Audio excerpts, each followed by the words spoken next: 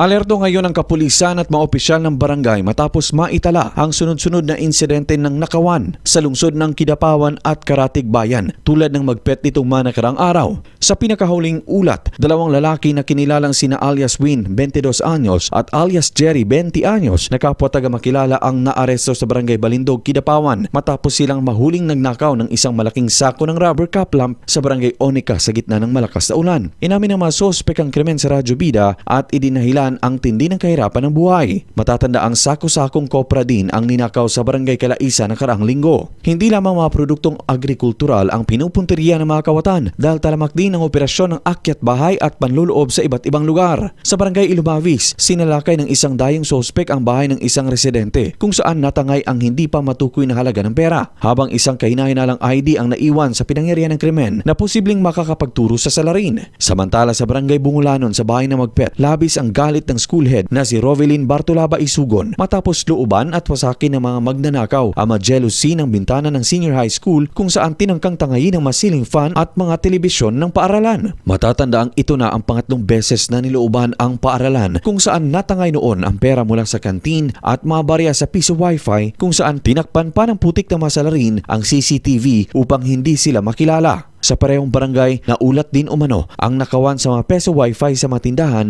at 5 dosena na binebentang walis tambo. Patuloy ang panawagan ng mga otoridad sa publiko na magdoble ingat, ilak ng maayos ang mga bahay at mga pasilidad at agad na magulat sa pulisya kung may mapapansing kahina-hinalang tao sa kanilang paligid.